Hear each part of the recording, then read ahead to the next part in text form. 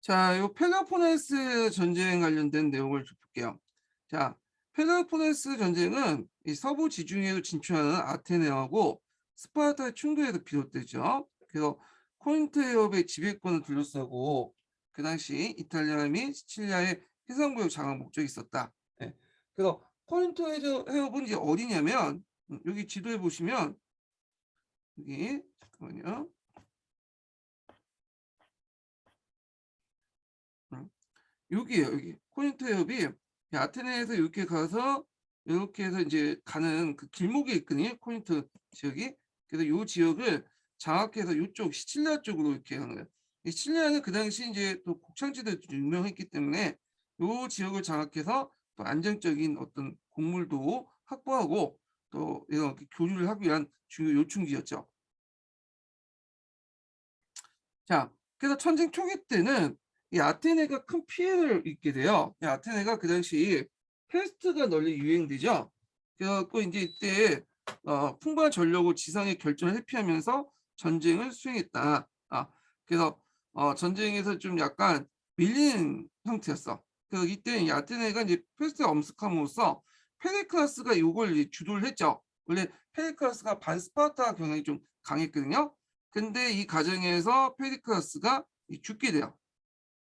사망을 하죠.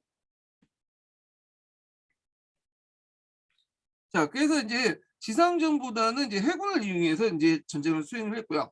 그래서 10년 동안 이제 승패가 없이 이제 전쟁이 계속되니까 그다음 니키아스 합평조약을 맺게 돼요. 예, 니키아스 합평조약. 이 니키아스는 그 당시 아테네의 합평 지도자를 얘기해요. 그래서 이때 이제 니키아스 중심으로 해서 뭐냐면 합평 조약을 맺어서 10년 동안 또 없이 어 10년 동안 전쟁을 하다가 이제 안 돼 갖고 이제 합평을 했는데 문제는 이제 이 합병조약이 금방 깨지게 되죠. 그래서 이제 아테네 호전파들이 대두되면서 이 당시 또 이제 뭐냐면 만약에 전쟁을 하지 않을 경우에는 그 동맹시들이 이탈할 수 있다. 그래서 계속 전쟁을 수행을 해야 된다. 그러면서 이제 호전파에 대두면서 또 전쟁이 제기되고요. 그 당시 이제 그 호전파들이 이제 니케아스하고 이 알키비아데스를 이 알키비아데스는 되게 유명하죠. 이 사람은 그 소크라테스 제자인데 되게 잘생겨 갖고 많은 여자들을 꼬리고 다녔던 사람인데 이 사람을 이제 시칠리아 원종에 파견해요. 그래서 이제 그 당시 그 알키비아스가 이제 시칠리아 갔다가 둘 간에 좀 이견들이 있었죠. 그러다가 이제 왜냐면 모함을 받고 원종 중에 뭐냐면 다시 이제 얘가 스파르타 도망을 가. 그래서 실제적으로 이제 시칠리아 원정은 니키아스가 이제 지휘를 했지만 실패했다. 그래서 시칠리아 이제 원정 후에 가독파가 400인을 구성했으나 민주파가 이제 민주파가 새롭게 회복했고 스파르타 결정했는데 이때 아이고 스포타미 전투에서 아테네가 패배를 하죠. 예. 그러니까 아이고 스포타미는 육전이 아니에요. 이거는 해전이에요. 해전. 예. 근데 우리가 보통 아테네는 해군이 강하고 스파르타는 뭐 육군이 강하다 이렇게 생각하고 있지만 스파르타도 이 당시에는 이제 강력한 해군을 가지고 있었어요. 그래서 이 당시 아이고 스포타임 해전에서 결국에 아테네를 이제 패배시키고요. 그리고 이제 아테네를 이제 굴복시키죠. 그래서 아테네를 이제 없앨까 말까 하다가 그래도 오래된 그 도시국가고 우리를 그리스 전체를 위해서 페르시아를 어, 물리친 그 전력이 있는데 없앨 수는 없고 독립만 이제 놔두고 스파르타에 종속하는 식으로 이런 식으로 했다. 그래서 아테네 독립을 허용하고 스파르타에 종속하는 식으로 이제 이렇게 했고요. 물론 이제 나중에 또 아테네가 다시 독립을 하죠. 예, 스파르타 영향권에서 벗어나죠. 자, 일단은 이제 이걸 계기로 해서 이제 그리스가 쇠퇴하고 내분에 휩싸였고요. 아테네의 중후 정치가 행해졌다. 그래서 아테네가 정책 결정할 때 중후 정치, 대마고들이 나와서 막 이제 정책도 제대로 전략도 못 세우면서 막 지멋대로 이제 하고 그러면서 그 민중 병합주의만 입각해서 하다가 되게 망친 경우가 많아요. 그 대표적인 사람이 누구냐면 상공업자 출신이었던 크레온이라는 사람이 있어요.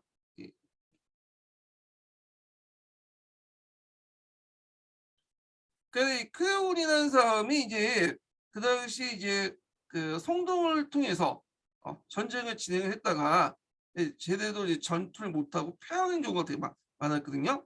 그래서 이제 보통 민주정치에 이제 패를 얘기할 때 요 중후 정치를 얘기할 경우가 많은데 중후 정치가 여기에서 나왔던 거죠. 예.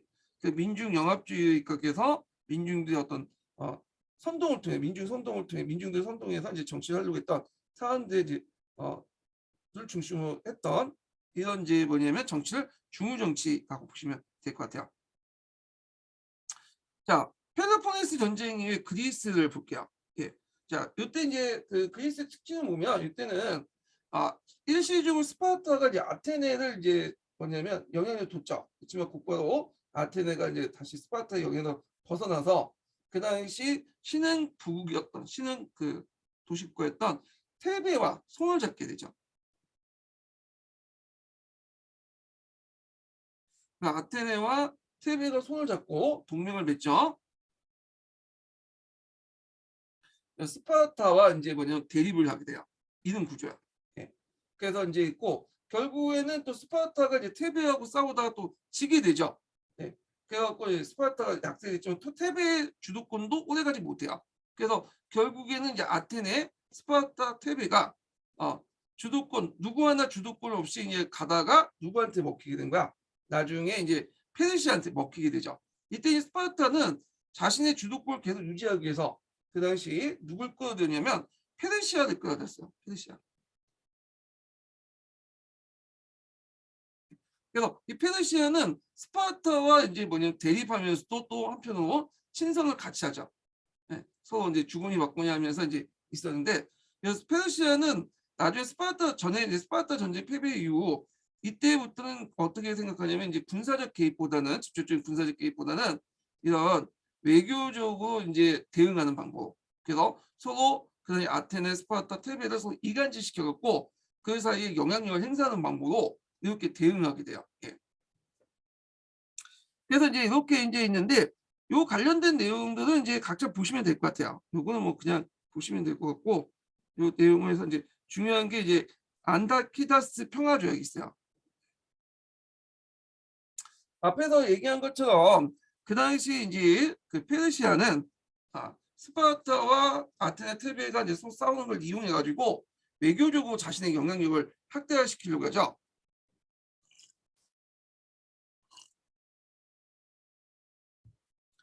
자, 그래서 이제 그 당시 이제 그 앙타키다스 평화조약을 이제 각국이 맺어서 그리스 대표들 모았고 페르시아 왕위 주재도 이렇게 이제 했는데 그 내용을 보면 페르시아는 아시아 국가에 대한 자신의 지배권을 확립하고 다른 그리스 국가들의 독립을 보장하며 평화를 준수하지 않는 국가들에 대해서는 페르시아 왕이 직접 전쟁을 벌이겠다. 그래서 그 의도는 뭐냐? 그리스 국가들의 독립을 보장함으로써 페르시아에 대적한 대규모 강국의 등장을 방지한 거야. 왜냐 어느 쪽이 시민이 우위가 깨져가지고 그리스 반도를 통일해버리면 어떻게 됐어요? 곧바로 이제 뭐냐면 페르시아를 치겠죠. 이게 이제 나중에 이제 뭐냐면 알렉산더 대왕의 동방 원정에서 나타나죠. 마케도니아가 힘을 길러서 그리스를 정복한 다음에 이제 페르시아 원정을 나갔잖아요. 자, 그래서 이제 이걸 통해서 힘의 균형을 통해서 페르시아의 우위권을 확보하려고 했다.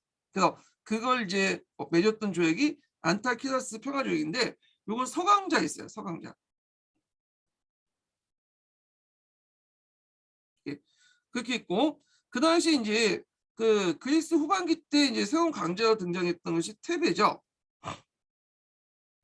스파르타의 패권을 오래가지 못했고요. 그래서 이제 이후에 이제 테베가 강국으로 부상이 되는데 이때 이제 페로피라스라는 사람이 있어. 이 사람이 원래는 스파르타에 약간 지배를 받고 있다가 영향을 있다가 스파르타의 지배력을 물리치고 민주 정치를 이제 회복하고 스파르타의 수비를 격파하죠. 그리고 나서 에파미나스가 있어요. 이 사람이 이제 그 레오크라 전투에서 스파르타군을 격파를 해요. 네. 요거 예전에 한번 그 레오크라 전투 관련돼서 시험이 나왔죠.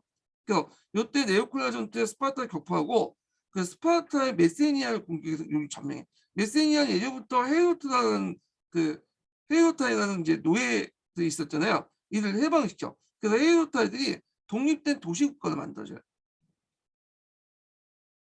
헤이오타에 의해서 도시국가가 만들어졌다. 그러면서 이제 스파르타가 큰 타격을 받게 돼요. 타격을 받는데 왜 타격을 받냐면 그 당시 이제 스파르타가 여기에 많이 의존하고 있었죠. 헤이오타에. 근데 요 메세니아 평원을 잃었잖아. 그러면서 급격하게 추락을 하게 돼요. 이렇게 기억을 해두시면 되고요. 그래서 이 탭에 관련돼서 예전에 한번 레오크라트 전투가 나왔으니까 지금 기억을 해두시고, 자, 사회경제적으로 보면 대개분 4세기 초반에는 경제를 발전했지만 중반 이후에는 해상무역이나 이런 주도권이 상실된 이유로 쇠퇴됐고요. 그래서 그 당시 실업자 증가, 빈민 속출, 정치적 혼란이 있고, 그다음 시민 공동체 성격이 상실됐다. 예. 그래서 뭐 성동 정치가 등장하고 사회 분란이 계속되는데 각자 읽어보세요. 뭐 그렇게 중요한 건 아니에요. 이 부분은. 자, 그 다음에 이제 고대 그리스 문화에, 자, 뭐냐면 관련된 내용을 좀 볼게요. 고대 그리스 문화와 관련된 내용은 지금까지 그렇게 그 사학사 관련된 내용 제하고는 철학이라든지 이런 것들은 별로 종교라든지 그런 것들은 나오지 않았거든요. 그래서 나올 가능성 없긴 하는데 일단은 이제 뒤에 이제 뒤에 역사 소설과 관련돼서 관련된 내용들만 좀 파악을 해두시면 될 것 같아요. 근데 이 내용들이 있긴 있는데 이 내용들이 제가 이제 많이 보강한 내용들이거든요. 그래갖고 실질적으로 제가 이제 그 제 교재에 있는 내용들을 좀 많이 실어놨어요. 보강하는 과정에서. 그래서 이 내용이 좀 부실하기 때문에 그리스 문화 관련돼서 내용은 부실하기 때문에 제가 요걸 가지고 좀 설명할게요. 신마 교재.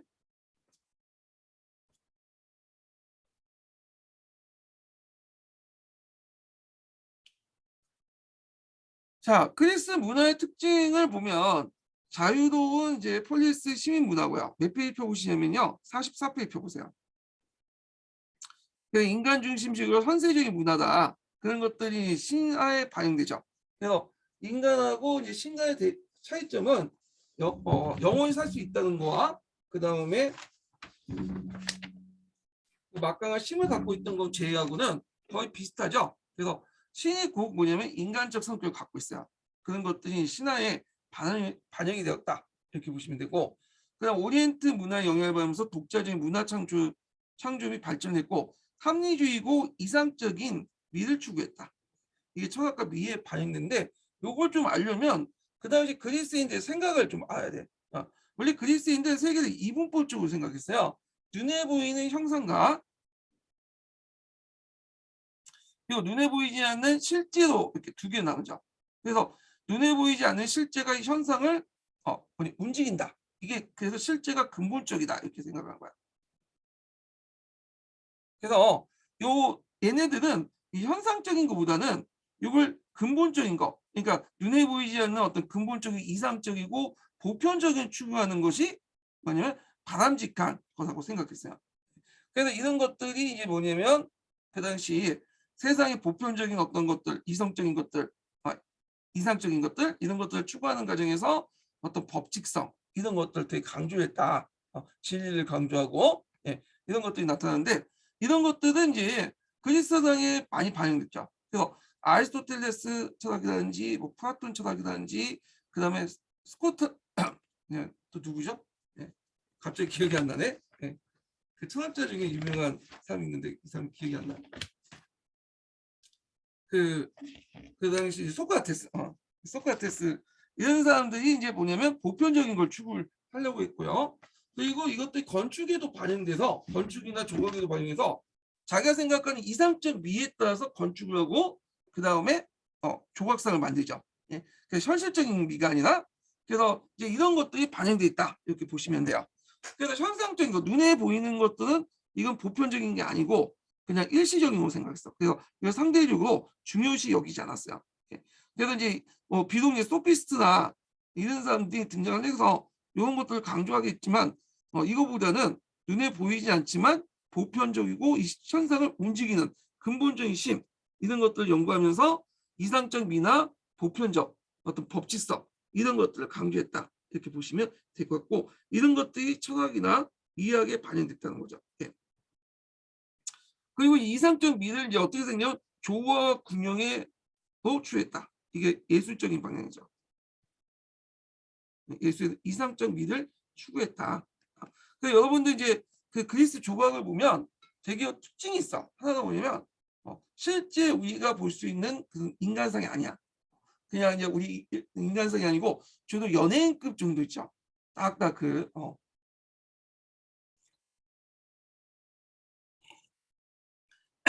연예인들 모습을 이제 이상적으로 만들었다 이렇게 보시면 돼요.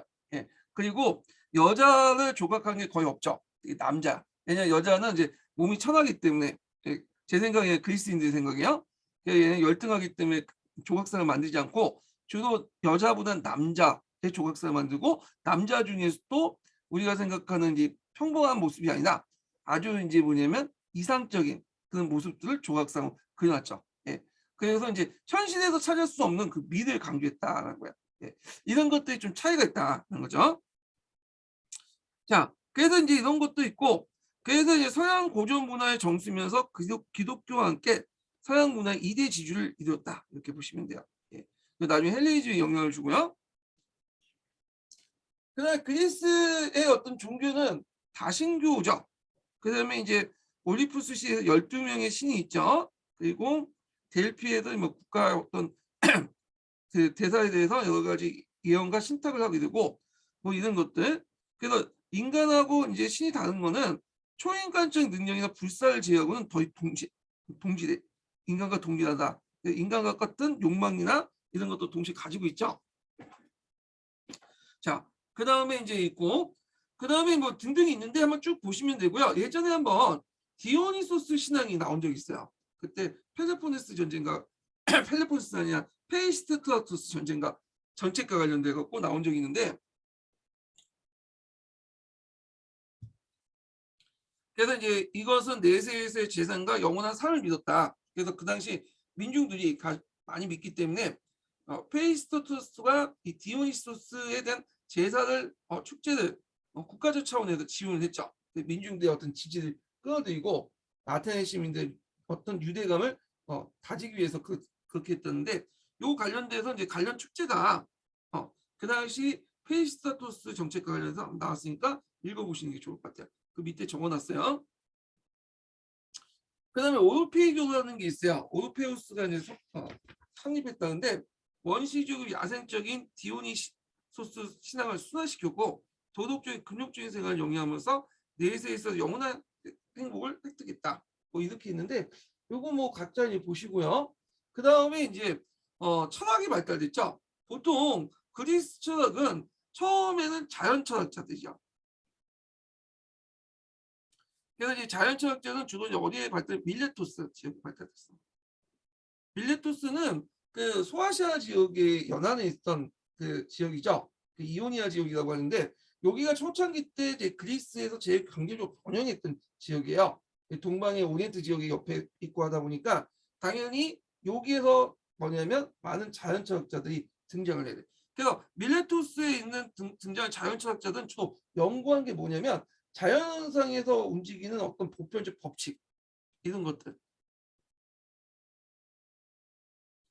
그리고 또 구성 입자 구성된 거 자연 현상의 어떤 근본적인 구성이 뭐가 될 건가 그러니까 실제적인 모습들 찾는 거야.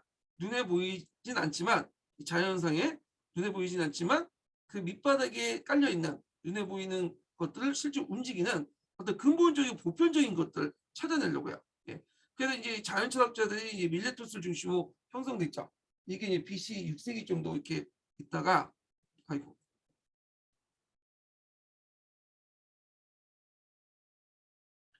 이렇게 형성됐는데 요 애들을 밀레토스 학파라고 해요. 예. 그래서 얘네들은 보편적 법칙 우주를 형성하는 만물의 근원이 무엇일까 이런 것들 연구를 했던 사람들이고 그리고 이제 여기에서 이제 BC 5세기 넘어서 페르시아 전쟁 이후부터는 이제 아테네에서 돈이 몰리잖아요. 그러니까 아테네 가서 이제 철학자들이 몰리게 돼. 특히 아테네 가서 그때는 이제 페리클라스 중심의 민주 정치가 발달되다 보니까 말을 잘 해야 돼요. 예.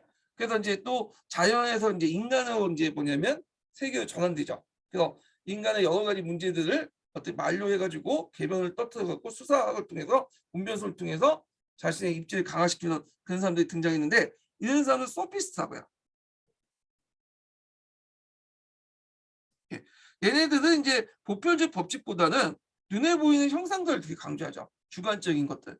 예. 이런 것들. 그러니까 약간 그리스의 어떤 그 철학적 분위기에서 좀 벗어난 사람들이야. 이들은. 그러다가 이제 이걸 비판하는 사람들이 누구냐면 여러분들 알다시피 소크라테스고 소크라테스는 사회에서도 자연과 같은 어떤 보편적 법칙이 있다. 폴리스 안에서도. 그런 걸 추구했던 사람이고, 그러니까 소크라테스의 제자가 플라톤이고요. 플라톤의 제자가 아리스토텔레스죠. 그래서 이 플라톤과 소크라테스, 아리스토텔레스는 고전 철학자, 그 자연 철학자 마찬가지로 어떤 보편적이고 어떤 이제 이런 실제적인 것들을 추구하려고 한다. 이렇게 보시면 돼요. 다만 이제 얘네들은 이제 자연 현상을 연구한 반면에 얘네들은 주로 이제 사회 현상을 주로 연구했다. 물론 아리스토텔레스 같은 경우에는 이제 자연 현상에도 많이 또 관심을 가졌죠. 그래서 이제 후에 이 플라톤 사상하고 이 아리스토텔레스 성향이 어디에 영향을 주냐면 유럽이라든지 이슬람권에 영향을 줘요. 그 기독교 철학이나 이슬람 철학을 확립할 때 이 사람들이 철학들을 많이 운용하잖아요. 그래서 우리가 이제 알고 있는 실제론, 그 다음에 명목론, 유명론 이런 논쟁도 있죠. 예, 요거는 뒤에 좀 다시 설명할 텐데 이런 것들 논쟁도 벌이고 있잖아요. 얘네들이 예, 보편 논쟁 이런 것들 다 플라톤과 아리스토텔레스 철학을 끌어다가 그 당시 이슬람에서 강조하는 알라라든지 그 다음에 유럽에서 가세 존재를 증명하기 철학적 증명하기 위해서 이렇게 이용했던 거죠. 그래서 하여튼 이렇게 이제 연결됐다고 보시면 될 것 같아요. 근데 고대 그리스 철학은 역사 시험에는 안 나오는 것 같아. 그래갖고 여기 제가 정리는 쭉 해놨는데 그냥 한번 참조해 보세요. 이게 설명하기는 좀 시간이 좀 많이 걸려. 그래서 뭐 자연철학자 밀레투스 학파, 그래서 이오니아 지역을 중심으로 되고 만물의 근원을 밝히는 데 있다. 그래갖고 이제 대표적인 사람이 탈레스, 헤라클라투스, 파르메니데스 등등 이런 거고, 탈레스는 일식을 예고하고 그다음 만물의 근원을 무리하고 헤라클라투스는 만물을 유전한다 해서 끊임없는 변화를 가져하고 물질의 불을 통해서 변화된다고 하고 뭐 등등 이렇게 이제 어떤 근본적 원인을 찾으려고 했다. 자연상에 이런 사람들이 이제 뭐냐면 그 자연철학자들과 그 다음에 이제 뒤에 이제 소피스트가 등장하죠. 소피스트는 이제 그 당시 자연부터 인간의 세계를 전환했고 기원전 5세기 때 등장했죠. 페르시아 전쟁 이후에 아테네 민주 정치의 발전과 경제적 변화를 통해서 주로 이제 그 법정에서 이길 수 있는 것 그리고 민회에서 설득시킬 수 있는 방법 이런 것들 연구하죠. 그래서 보통 수사학이나 운변술을 되게 강조했다. 인간 중심적 사고를 확산시키고 그 당시 이제 이런 것들 이제 강조했다는 거. 근데 이 특징은 보통 보편성을 강조하는 게 아니라 진리의 상대성, 주관성을 강조해요. 네. 그래서 이제 이런 것들, 그 실용적 지식을 강조했다는 거, 그런 것도 기억을 해두시면 되고, 그 다음에 대표적인 학자는 이제 여러분도 알다시피 프로타고라스가 있죠. 인간은 만물의 척도다. 그래서 뭐 자신의 어떤 기준에 따라 모든 것이 다 변화된다. 보편적 진리를 인정하지 않는다. 그래서 실제를 인정하지 않고 현상만 인정한다 이렇게 보시면 돼요. 근데 이제 이런 경향은 그 그리스의 어떤 흐름하고는 좀 약간 다른 현상이죠. 좀 약간 이단화적인 모습을 보였어요. 그리스인들은 대부분 실제적인 모습들 강조하지 현상적인 모습들 강조하지 않거든요. 근데 소피스트는 그런 모습들 강조한다. 좀 예외적으로 그런 사람들이었다 이렇게 보시면 되겠죠. 그래서 이제 이 소피스트들의 상대주의 이런 것들을 반대하기 위해서 등장했던 사람이 소크라테스야. 소크라테스, 플라톤, 그 다음에 이 아리스토텔레스는 보통 이제 고전 철학자라고 해서 고전 철학 확립시킨 대표적인 사람이죠. 얘네들은 소피스트의 상대주의, 회의주의, 개인주의 이런 것들 반발해서 뭐냐면 절대적인 진리와 정의가 없다면 종교, 도덕, 국가, 사회도 유지할 수 없다. 이런 것들 비판을 해요. 예. 그래갖고 얘네들이 강조하는 건 폴리스를 강조하죠. 폴리스는 정치체제. 근데 폴리스 정치 체제가 지금까지 계속 유지될 수 있었던 것은 뭐냐면 폴리스 안에 눈에 보이지 않는 실제적인 뭐냐면 보편적인 법칙이 존재했기 때문이다. 네, 이렇게 주장을 해요. 그래서 이 보편적 법칙이 어떤 거에 대한 의견이 다를 수 있지만 보편적 법칙을 이제 강조했다. 물론 이제 그 플라톤이나 아리스토텔레스에서 이제 보편적 법칙이 뭐냐에 대해서는 좀 다를 수가 있겠죠. 이거는요. 자, 그래서 이제 있고 소크라테스를 보죠. 소크라테스는 보편적 진리와 도덕 실제를 중요시 여기죠.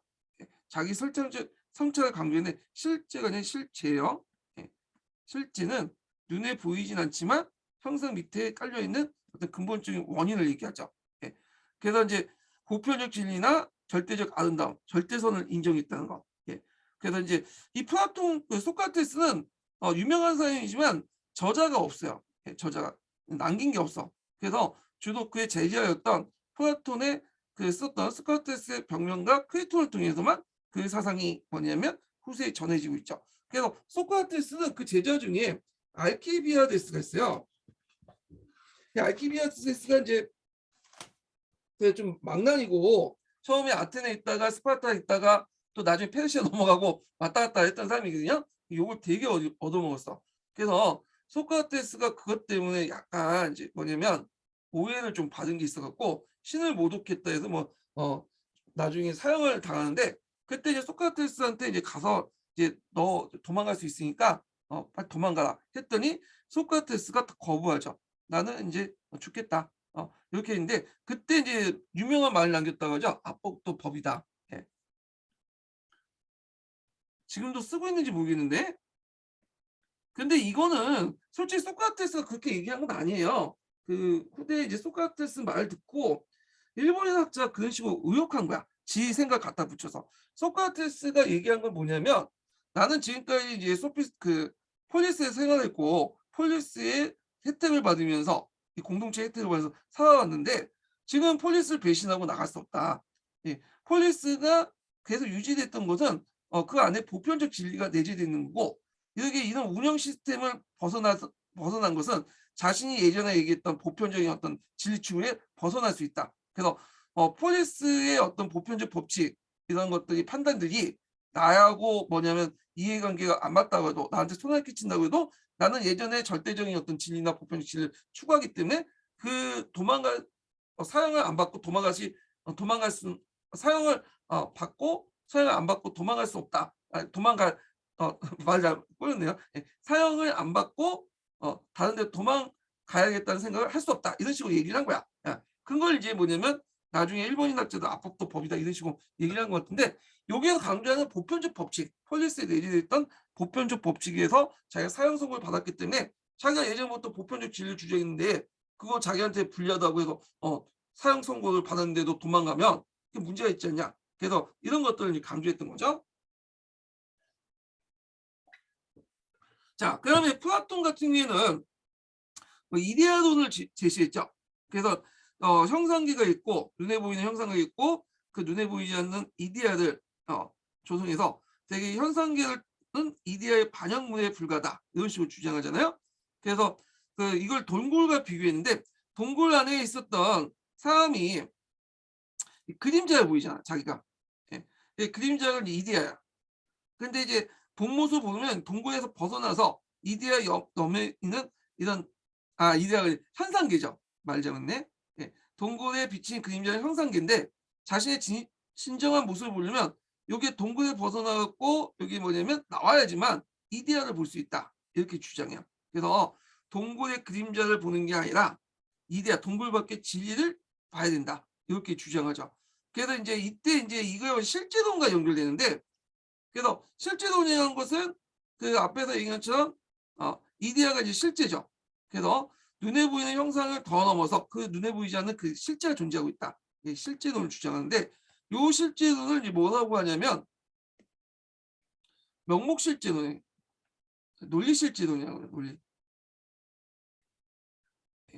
그렇게 얘기하는데 요거 설명하면 상당히 길어지거든요.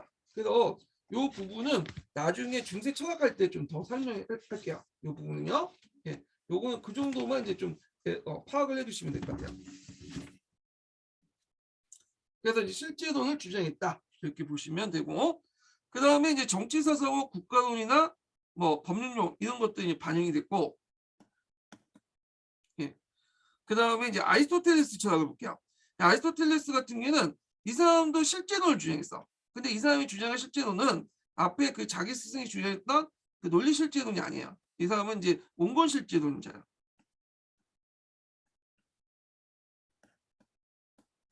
이 부분에 대해서 나중에 다시 아리스토텔레스 철학을 좀 설명해 드릴게요. 이게 중세 철학하고 같이 설명해야지 좀 연결이 되거든요. 그때 같이 설명하고요. 그래서 이 사람은 이제 뭐냐면 그 이 논리실제론이라고 하고 이 사람은 좀 이 논리실제론보다 개념실제론이 더 많이 쓰이거든요. 이게 왜 안 나와 또?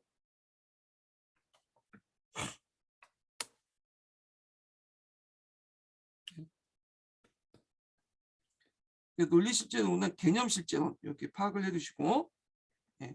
그 다음에 아리스토텔레스처럼 온건실제론 이렇게 파악을 해두시면 돼요. 그래서 요거와 관련된 건 중세 철학 설명할 때 다시 좀 얘기할게요. 그 다음에 학문의 폭을 확대시켜서 논리학, 형이사학, 자연사, 윤리학을 연구를 했고, 요걸 통해서 이제 학문 쪽으로 이렇게 구분이 됐다 이렇게 보시면 될 것 같고, 그 다음에 이제 또 이 사람의 또 특징은 온건실제론이지만 개별적인 사실 하나하나를 파악하는 걸 되게 강조해요. 예, 질량 속에 개별성이 내재되어 있다 이렇게 해갖고, 현실적인 실제론, 유명론도 또 유명하죠. 예. 그래서 논리실제론과 온건실제론과 그 다음에 해석에 따라서 그 개별적인 형상들 강조했던 유명론자, 명문론자도 볼 수 있어요.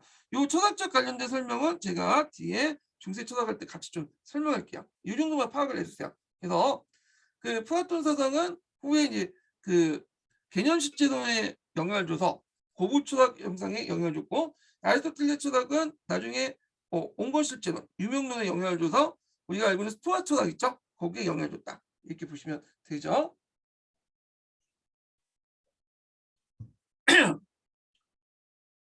자, 그 다음에 이제 이렇게 있고 쭉 넘어가서 이제 각자 보시고, 뭐 히포크라테스는 좀 여러분 다 아시죠? 자, 역사를 볼게요. 역사. 이 역사가 되게 중요해. 대개이 문화사 나오면 그리스 문화사가 나오면 거의 역사 나와요. 역사. 그래서 역사는 꼭 받으셔야 돼요.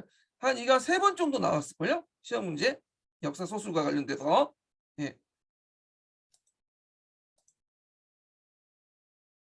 자, 여기 보면 그리스 역사가로서 유명한 사람이 헤로도스가 있고, 그 다음에 투킨티디스가 있죠. 그래서 이제 이렇게 보는데, 헤로도스는 이제 역사학의 아버지. 예. 그래서 페르시아 역사라는 책을 썼고, 투킨티디스도 역사라는 책을 썼어요. 그래서 책의 히스토리가 동일하거든요. 부제로스 더 유명하죠. 헤로도스는 페르시아 전쟁사를 썼고요. 그 다음에 부제로스, 투킨티디스는 펠로폰네소 전쟁사를 썼어요. 보통 역사라는 말보다는 요 부제가 널리 쓰이고 있어요. 예. 자, 그러면 이제 헤로도스는 좀 역사의 특징이 뭐냐면 그 페르시 전쟁을 어떻게 인식했냐? 얘는 두 세계에 둘러싼 대립우였죠. 그래갖고 그 당시 문명사를 배경으로 한 전쟁사이며 전제와 자유의 투쟁이다. 뭐 이렇게 이제 인식을 했고요. 이 사람 페르시아, 이집트, 그리스, 이탈리아 등을 여러 지방을 거쳐갖고 자기가 보고 들은 것들을 적었어요. 네. 그래서 일종의 그 당시 기준은 나는 세계사를 썼다. 그래서 전문 자료도 많이 썼다. 그래서 보고 들은 자료를 썼기 때문에 문학적 서사라든지 전설, 사료에 대해서 되게 무비파 쪽으로 받아들였다. 그래서 정확성이 많이 결여됐다라고 비판받고 있어요. 그래서 이제 일종의 뭐 내러티브 방식으로 이제 글을 썼던 거죠. 근데 최근에 이제 고고학적 성과하고 그 사람이 쓴 기록을 보니까 나름대로 뭐냐면 일치한 점이 많아요. 그래서 정확성이 결여됐다는 비판 받고 있지만 그거에 대한 또 반론도 뭐냐면 제시되고 있다. 이렇게 보시면 되고요. 그 다음에 페르시아 전쟁을 주제로 삼으면서 그걸 통해서 문명사적 배경과 유대를 고착시켰다. 이렇게 보시면 돼요.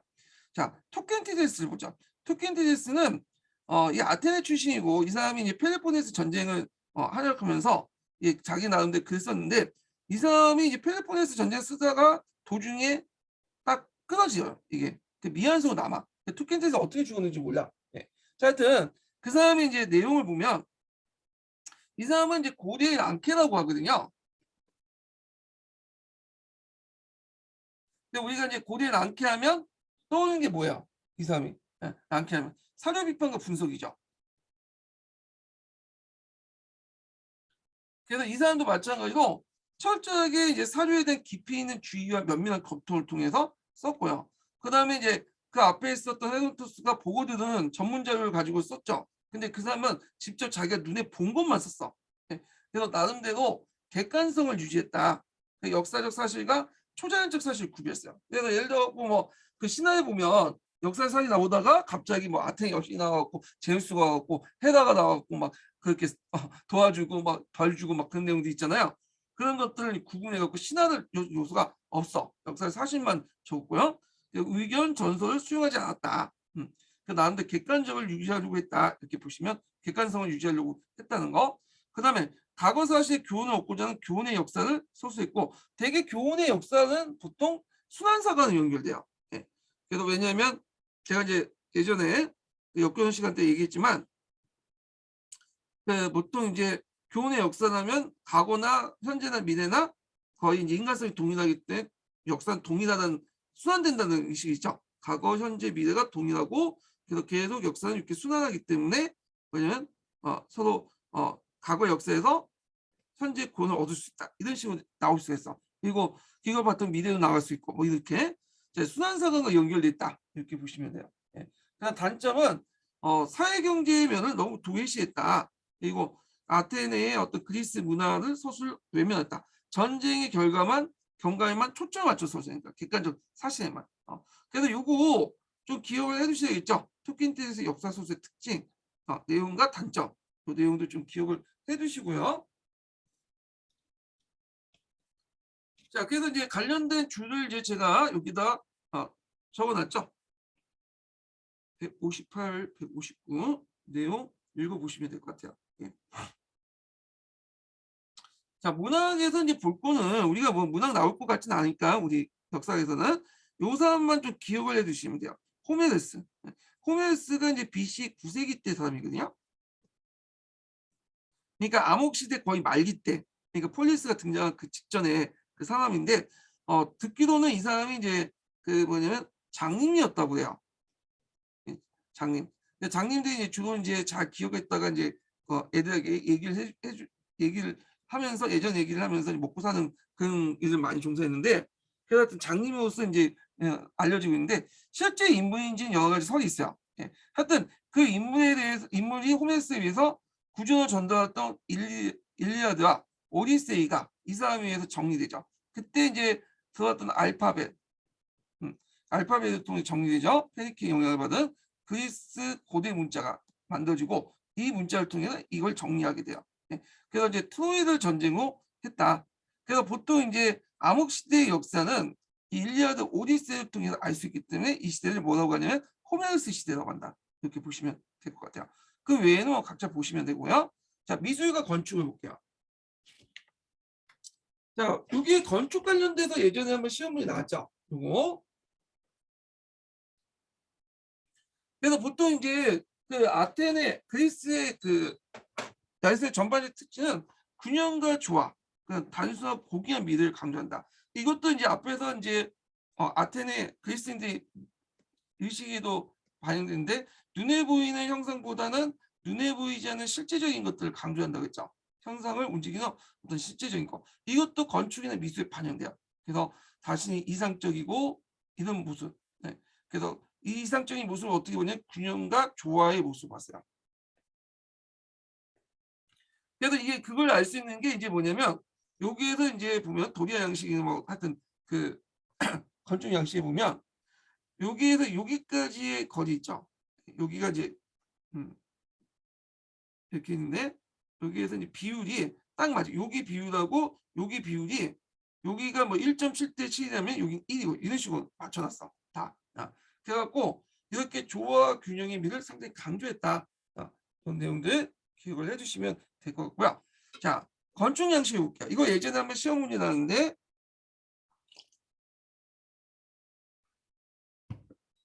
자, 공통적 건축 양식은 아름다운 균형을 잡힌 신전 건축이 다수를 차지하고 있고요.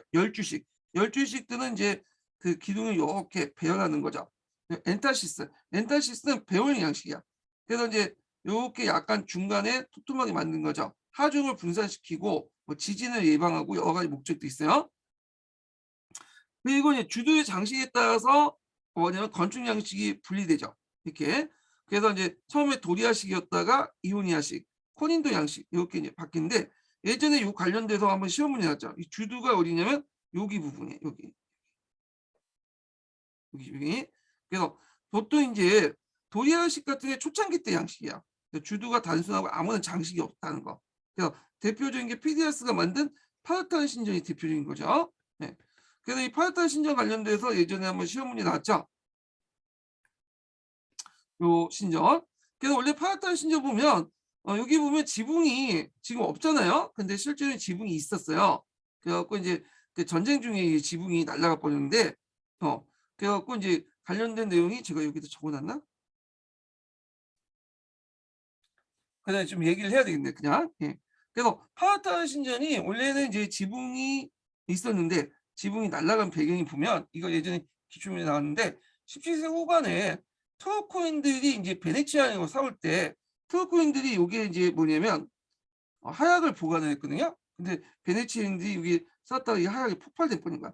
지붕이 전체 날아갔어요. 예. 그래갖고 이렇게 이제 다 날아갔다 이렇게 보시면 되고요. 그리고 원래 파르타르는 신전은 채색이 됐었어요. 예. 근데 오랜 세월 동안 탈색이 돼갖고 지금 색깔이 다 없어진 거죠. 예. 하여튼 그렇게 이제 있다는 거. 그 다음에 이오니아 양식 같은 경우에는 이제 여기 보시면 가늘고 주두 네모 속에 간단한 소형도의 장식이 붙어 있다는 거. 장식이고 커닝도 양식 같은 경우에는 이거는 이제 그리스 말기 때 양식인데 그리스 국내보다는 노마 시대 때 노마에서 많이 사용했던 양식이에요. 그리스풍 노마 양식 이렇게 보시면 돼요. 그래서 소형도의 밑부분에 아카우스스 잎사귀가 장식이 첨가되는 그 부분이 있다. 이렇게 보시면 되고요. 자, 그 다음에 조각상에는 아테네 여신사, 그 다음에 뭐 등등 이런 조각상들인데 특징은 여신상을 제외하고는 대부분 그 조각상들은 남자들을 주로 많이 그렸어요. 이런 남자들. 그래서 이것도 조화와 균형의 미를 강조했죠. 이상적인 미를 강조했어. 그러니까 현실에서 볼 수 있는 그런 미가 아니라 우리가 생각하는 연예인이 생각하는 연예인 모습 같은 거 있죠. 이런 것들을 봤다. 그래서 이제 그렸다는 거죠. 조각을 상을 만들고 이런 것들이 특징이다 이렇게 보시면 될 것 같아요. 자, 뭐 도자기는 각자 보시고 그 다음에 이제 넘어가서 고대 그리스 이제 끝났어요. 헤론토스와 투킨티데스의 비교 내용 보시면 되고 그리스 건축 양식 있죠. 요것도 제가 집어넣은 거예요. 이거 원래 없다가 그래서 있고 파르타르 신전 관련된 내용들 트루코인과 싸우다가 베네치인들이 아크로폴리스 폭격하던 중 파르타르 신전에 있던 하약과 폭발에 건물 중심가 파괴됐다. 예전에 기출문제 나왔던 거죠. 자, 그럼 마케도니아 흥기를 볼게요. 알렉산더 제국과 관련된 내용인데요. 여기 원래 마케도니아는 여기 있었던 지역이죠. 그래갖고 이제 그 그리스 도시국가의 북쪽에 있었던 지역인데 원래 마케도니아도 그리스인의 일종이야. 근데 그 뒤에 이제 트라키아인들과 일리아인들이 호남 민족인데 기본적으로 이들도 그리스인들이야. 근데 북쪽에 있고 좀 병방에 치우치다 보니까 요 마케도니아인들을 좀 약간 오약해 취급받았어요. 그때. 마케도니아도 이제 여러 부족 국가도 나눠져 있었는데 요 마케도니아를 이제 통일했던 사람이 등장해요. 이 사람이 누구냐면 필리포스 2세죠. 필리포스 2세는 정치 군사적 개혁을 통해서 시족을 기반으로 한 봉건적 왕국을 만들었죠. 통일왕국을. 마케도니아를 장악하고 그리고 그 밑에 있는 그리스의 연맹 도시들을 이제 격파하죠. 이거 뒤에 좀 얘기할 텐데. 그래갖고 이제 상비군을 만드는데 이 필리포스가 한동안 어디에 인질 생활했냐? 테베에 가서 인질 생활했어요. 그래서 테베의 어떤 이제 군대 체제나 이런 것들 보고 배운 거야. 그래서 돌아가고 그리스식으로 개편을 했어. 그래서 그 당시 이제 보병 밀집 부대를 만들고요. 소농 중심에. 근데 밀집 부대를 만드는데 그리스보다 더 긴 장창을 사용하게 돼요. 그리고 또 자기 이제 대기족 중심의 우수한 기병대를 가지고 있어요. 그래서 보병 밀집 부대와 기병대를 중심으로 해갖고 군사력을 강화시켜 나갔다는 거죠. 그리고 이제 요 일대를 통일하고 나서 마케도니아 왕국을 통일하고서 마케도니아 왕국을 만들고 나서 남쪽으로 내려서 그리스 연합군을 격파하죠. 그래서 이제 이때 마케도니아가 힘이 세지니까 그리스 안에서 두 가지 의견이 있었어요. 하나가 데모스테스라는 사람이야. 이 데모스테네스는 그 당시 이제 대필리포스 연설 통해서 국민군을 창설해서 그 당시 마케도니아를 쳐부시자. 우리가 하나로 합쳐갖고 쳐부시자. 대항하자. 이렇게 이제 주장을 했던 사람이고요. 그래갖고 이제 이렇게 해서 이제 칼키도니아 동맹 결성을 호소하죠. 그 다음에 또 하나 의견은 뭐냐면 이소크라테스라는 사람이 있어.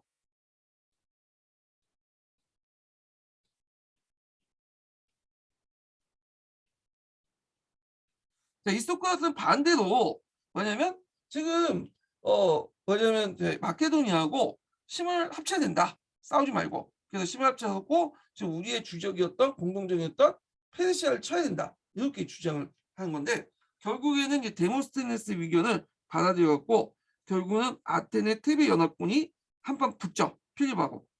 그래서 이때 전투가 뭐냐면 켈레네어 전투예요. 이거 되게 중요하죠. 켈레네어 전투. 이게 이제 예전에 시험 문제 나왔죠.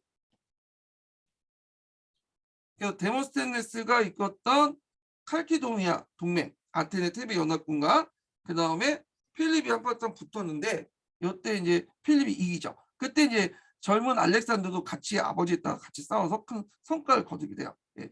그래서 요게 그 켈레노의 전투가 켈레노의 전투가 예전에 시험 문제 나왔다는 걸 좀 기억을 해두시고요.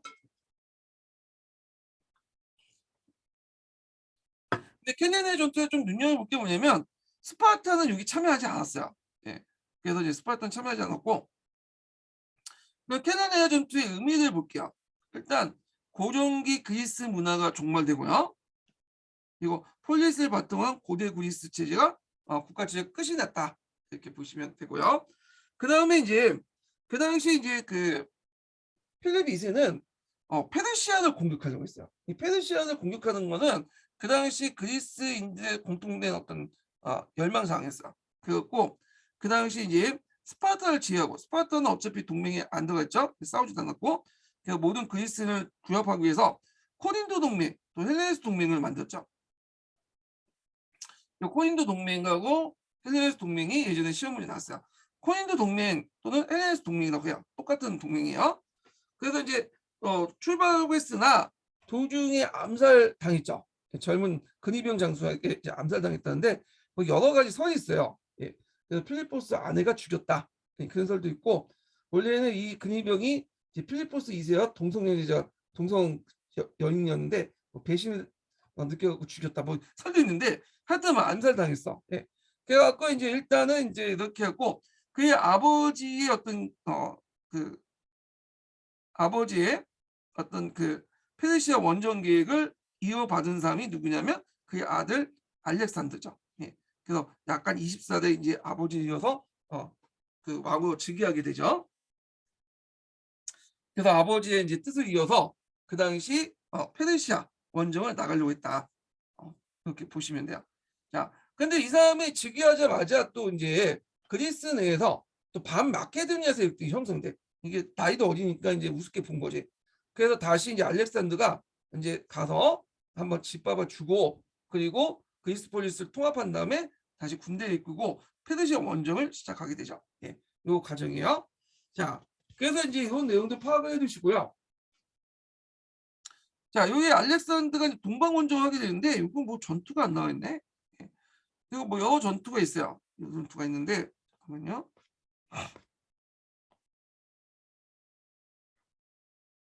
여기는 보면 되겠네.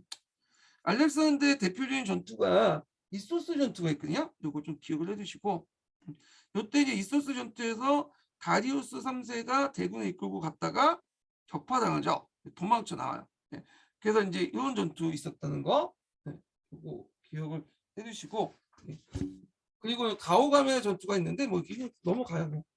그래서 도망가다가 이제 결국 부하한테 죽게 되죠. 그래서 이때 이제 알렉산더가 여기 이집트도 공격하고 이렇게 해서 대규모 동방 원정을 했다. 이렇게 기억을 해주시면 돼요. 예. 그리고 나서 이제 뭐냐면 그 인도까지 가다가 이제 여기에서 가로막혀서 결국에 돌아와서 33살에 죽게 되죠. 예. 자, 그래서 이제 있고 동서융합 정책 관련된 내용을 볼게요.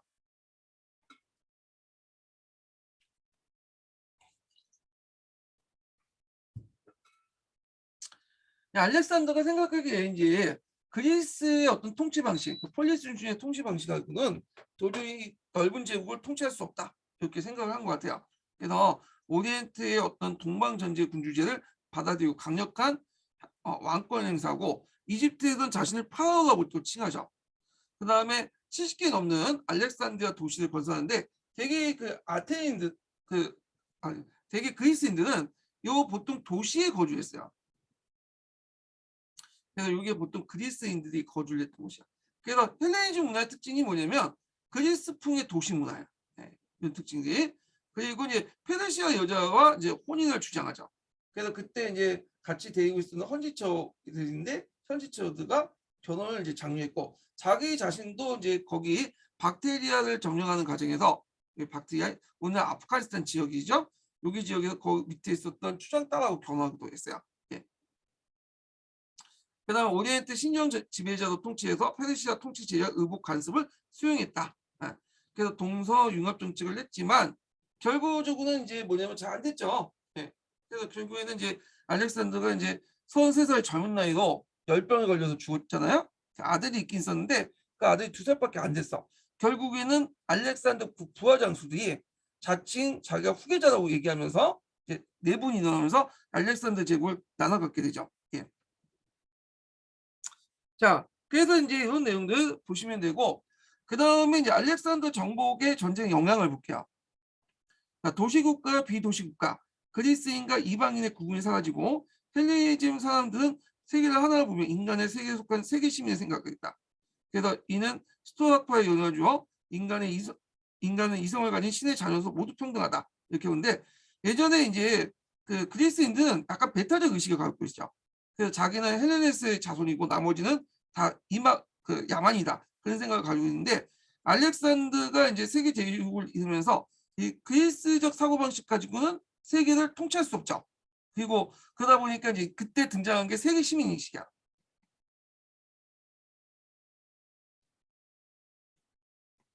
네. 그래서 이 세계 시민의식을 통해서 보편성을 강조하잖아요. 그리고 모든 자연법, 그러니까 모든 현실법과 간섭법을 초월한 뭔가 보편적 법칙이 있다. 이게 자연법이죠. 예.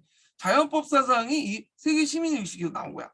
예. 그래서 개별적인 민족이 갖고 있는 법과 풍습이나 이걸 초월해서 보편적인 법칙 이런 것들을 강조하는 것이 자연법 사상인데 자연법 사상은 노마를 거쳐서 중세시대에 거쳐갖고 근대에도 영향을 줘요. 이런 것들이 세계 시민주의에서 나왔다. 이렇게 보시면 되고 자, 지중해 오리엔트 세계를 통한 거대한 교육군과 시장이 형성되어 경제 번영을 이루어지고 도시와 농촌의 새로운 중산층이 형성됐다. 그 다음에 알렉산더는 그리스 화폐와 언어를 사용하면서 헬레니즘 문화에 큰 영향을 줬다는 거. 자, 그래서 이제 이렇게 있고 그 언어인데 이 언어는 그리스에도 여러 방언이 있어요. 그래갖고 그 중에 이제 그 서계나 뭐 그런 데서 보면 코이네라고 하더라고요. 그 그리스 언어 중에. 그래서 공통 산업어로 사용했다 이렇게 있고 그 다음에 이제 화폐 같은 경우에 아티칸 주화를 사용했다고 해요. 아티칸 지역에 사용했던 주화를 사용했다. 예, 이렇게 있는데 물론 포트로마이오스 왕실을 지휘하고 사용했다고 돼요. 그런데 알렉산더 사후에 이제 제국 통치권을 둘러싸고 헬레니즘 세계가 분열되죠. 예. 그래갖고 이제 그때 자칭 후계자 전쟁을 벌이게 돼요. 예. 그래갖고 이 후계자 전쟁 관련된 내용이 서양사 강의에 되게 많이 나왔는데 우리가 그것까지 볼 필요 없고 여기에서 이제 크게 이제 지네끼리 치고받고 싸우다가 세계로 분열되죠. 하나가 이제 세로쿠스 이거 좀 약간 이제 세라오쿠스 또는 세로쿠스 왕실 있죠. 오리엔트 소아시아를 나아갔고요. 포트로마이오스는 이집트, 안티고노스는 마케도니아 이렇게 했는데 제일 부유한 지역은 이 지역이죠. 포트로마이오스가 있고 세라오쿠스 지역은 너무 광범위하게 저기 뭐냐면 그 차지했기 때문에 후에 분열이 돼요. 그래서 파르티아 나오고 그 다음에 이제 박트리아 왕족 이런 식으로 분열이 되죠. 이런 식으로 분열했고 결국에는 이 왕조들은 다 하나씩 뭐냐면 로마에서 정복당하죠. 하여튼 이렇게 있는데 알렉산더와 그 알렉산더 계승 국가들, 셀라우쿠스, 뭐 포토르마이오스, 안티코노스 이런 것들을 이제 헬레니즘 제국이라고 해요. 이 시대를. 그리고 헬레니즘 제국은 언제 끝났냐면 포토르마이오스가 이제 로마에 의해서 정복된 시기를 그대로 악티움 해전을 계기로 해서 정복당하잖아요. 자, 요때는 끝나게 돼. 그렇지만 알렉산더 제국은 끝나지만 알렉산더 제국이 만든 헬레니즘 문화는 후에 유럽에 큰 영향을 주게 되죠. 이것들 기억을 해주시면 돼요. 헬레니즘 문화를 좀 볼게요. 요거 예전에 한번 시험에 나왔죠. 그래서 이제 세계화된 그리스 문화라고 하는데 배경을 보면 대제국 건설로 폴리스 중심의 기본 질서가 무너지고 공동체에 대한 인식이 약해지자 개인의 행복을 추구하는 개인주의가 발달했다. 그래서 성격을 보면 개방적이고 세계 시민주의 성격이 있고 그 다음에 그 현실 도피적 개인주의 성격도 있다. 그래서 폴리스를 벗어나서 모든 사람과 어울리다 보니까 세계 시민주의적 어떤 개방적 성격을 가질 수밖에 없고 그 과정에서 자연법 사상이 등장하죠. 자연법 사상이 이제 대표적인 게 스토아 사상이죠. 여기 있는 스토아파 이렇게 있고 그 다음에 예전에는 폴리스 안에서 정치에 간섭하고 나름대로 구성으로서 이제 공동체 문제에 간섭을 했잖아. 근데 헬레니즘 제국이 등장하면서 이제 모든 정치는 이제 관료화된 이런 전문가들이 하게 돼요. 그러다 보니까 얘네들이 이제 할 필요가 없겠죠. 그러다 보니까 이제 공동체 문제보다는 개인주의 성향을 갖게 돼. 네. 그래서 세계 시민주의와 함께 개인주의 성향도 같이 나타난다. 그래서 이런 개인주의 철학이 반영됐던 것이 이 스토아파나 에피쿠로스 학파에서 나타나게 되죠. 그래갖고 이제 스토아파 같은 경우에는 근육주의를 통해서 뭐냐면 개인의 행복을 찾은 방면에 여기에서는 뭐냐면 쾌락주의, 향락주의에 있다는데 이거 중요한 게 정신적 쾌락이에요. 어떤 물질적 쾌락이에요. 그래서 술을 먹으면 그때 당시에 좋죠. 근데 나중에 보면 이제 그 다음에 머리가 띵하고 괴롭잖아. 이건 진정한 쾌락이 아니죠. 그래서 예를 들어 음악이나 영화를 보거나 책을 보면 그 순간순간 갑자기 큰 쾌락은 느낄 수 없지만 나름대로 삶의 시열이나 어떤 행복감을 느낄 수 있잖아. 잔잔한 행복감. 이것이 이제 뭐냐면 진정한 쾌락이다. 정신적 쾌락. 그래서 고통을 수반되지 않는 쾌락을 강조해요. 에피쿠스 학파는. 하여튼 이게 공통점은 이제 스토아파나 에피쿠스나 어떻게 하면 개인의 행복을 이제 찾을 것인가. 근데 방법론에는 차이가 있고 그 다음에 이제 스토아파 같은 경우는 세계 시민주의 같은 걸 뒷받침할 수 있는 자연법 사상을 뭐냐면 내세웠다. 그래서 후에 노마라든지 근대에 큰 영향을 줘요. 자, 그래서 이제 이 자연법 사상들 스토아파는 노마인들의 어떤 세계 제국의 이론적 기반이 되고요. 그래서 자연법 자체가 이제 어떤 법 철학이나 법 이론을 제시하잖아요. 노마법 관련된 내용 할 때 좀 더 얘기할게요. 그 다음에 그리스도인의 고유 철학에 또 뒷받침했다. 네. 그래서 이런 내용들 좀 보시면 될 것 같아요. 자, 그 다음에 미술 건축을 보면 자, 간능적이고 현실적 미를 추구한다. 그래서 라오콘 군상이나 니케, 윌리엄 비너스를 추구하는데 이게 무슨 말이냐? 예전에 그리스 같은 경우에는 지금 존재하지 않은 사람들을 미를 추구하는 게 아니라 어떤 보편적 자기가 생각하는 이상적 미를 추구하다 보니까 어떤 연예인 같은 사람들을 막 그려놓고 실제 존재하지 않은 그 판타지 같은 인물들 그려놓고 거기에 이제 그 최고의 어떤 미적 가치를 부여했죠. 근데 요 헬레니즘은 좀 달라요. 헬레니즘은 실제를 강조하는 게 아니라 눈에 보이는 형상을 강조해.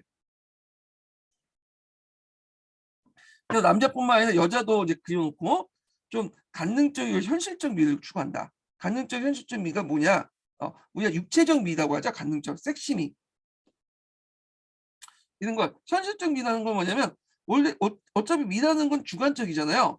예, 우리가 강호동을 보고도 좋아하는 여자분도 있고 싫어하는 여자분도 있죠. 예, 거의 대부분 좀 약간 싫어하는 그 남자로서는 좀 싫어하는 사람 많겠죠. 근데 난 강호동처럼 뚱뚱하고 뭐 이렇게 등치가 있는 사람 좋다고 이렇게 생각하시는 분들 있을 거 아니야. 그러니까 각자가 생각하는 현실적 미가 다르잖아. 이런 걸 그대로 인정해 준다는 거지.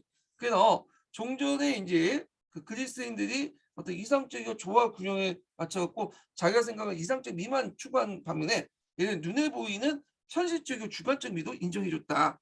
이거는 뭐와 연결됐냐면 개인주의와 연결됐어요. 개인의 어떤 행복을 강조하다 보니까 개인의 어떤 주관적인 것들을 강조할 수밖에 없겠죠. 그래서 개인에 맞는 자기 스타일에 맞는 그 미를 추구할 수밖에 없다. 이렇게 보시면 될 것 같아요. 그래서 이제 이런 것들이 있고요. 그 다음에 또 그 헬레니즘 문화의 특징 중에 하나가 자연과학이 발달했죠. 그 당시 그리스가 이제 그 당시 이제 이집트와 메소포타미아 같이 그 당시 자연과학이 발달된 지역을 점령하고 나니까 여기에서 큰 영향을 받은 거야. 그래서 이제 이런 사람들이 등장했다. 이렇게 보시면 돼요. 자, 그러면 그 당시 헬레니즘 문화의 영향과 한계를 볼게요. 영향은 로마와 이슬람 자연과 간다미 미술에 영향을 줬다는 거. 네. 그래서 한계는 앞에서 얘기한 것처럼 알렉산드리아라는 도시 중심의 문화야. 그러다 보니까 주변의 어떤 농촌 지역이 크게 확장되지 못했다는 거. 예. 그래서 오리엔트 본래 사회 성격은 도시 지역 외에는 달라지지 않았다. 예. 이런 것들 좀 기억을 해주시면 될 것 같아요. 이렇게 있고 제가 이제 그 보충 자료에다가 그 헬레니즘 군주제의 특징이나 그 다음에 여러 왕국들 있죠. 이런 것들 좀 적어놨고 경제 구조와 그 다음에 사회 구조 현지 문화 관련된 자세한 내용들 다 적어놨어요. 근데 제가 이제 하지 않은 이유가 뭐냐면 이게 시험 문제가 안 나왔거든요. 이 파트가 마케도니아 왕국이 나오긴 했는데 그 알렉산더 제국은 안 나왔어요. 마케도니아 왕국 중에 캐노네어 전투 있죠? 요것만 나왔고 그 당시 알렉산더 관련된 내용은 정보까지는 안 나왔고요.